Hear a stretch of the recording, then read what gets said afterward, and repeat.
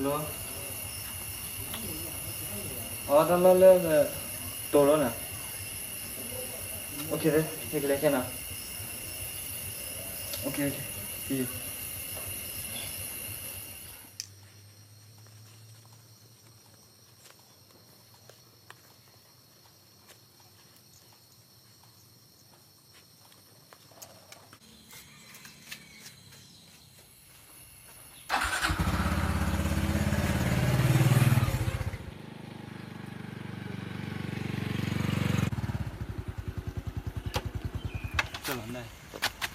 Salam dengan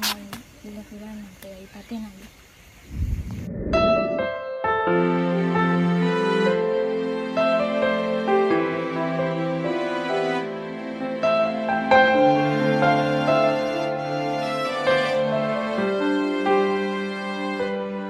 Mưa tuần này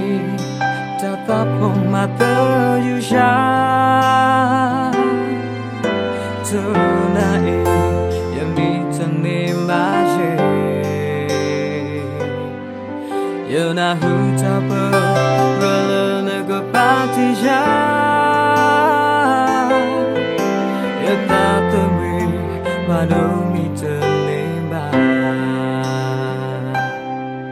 khóc lời ở em na đâu khổ giờ ta ba phố mưa ta thu ga cứ thu ba đi tô ra nỡ có ba lo thế quy à đồ lệ sư qua ga giờ có khu đi na thu ba ga ba thế na giờ ta e đồ đi run nơ tin nhá giờ ta e na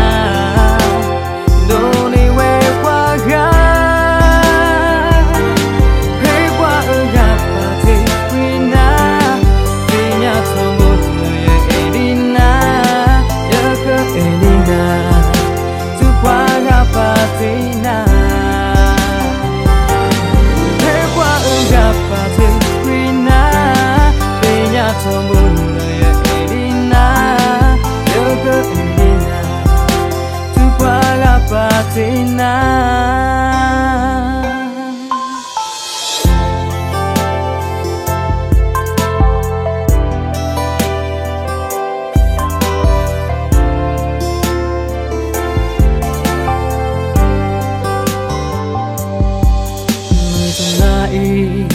tatap mata you shine tonight you meet me baje you na hu tapo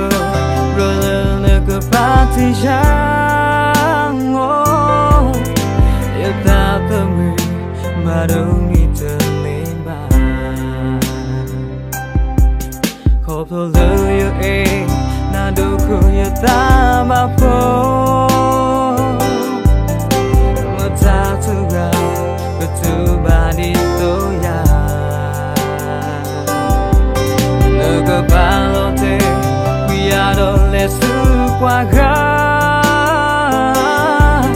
giờ có khu đi na thu qua ga ba thế na giờ ta e đồ đi run nơ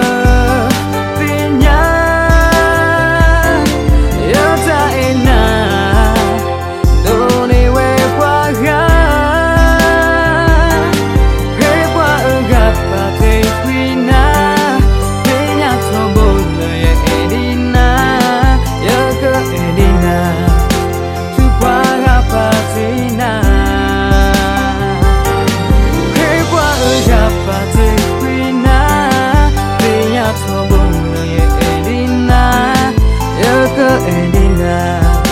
tu paga patina yo ko kurina tu paga patina yo ko Edina tu paga patina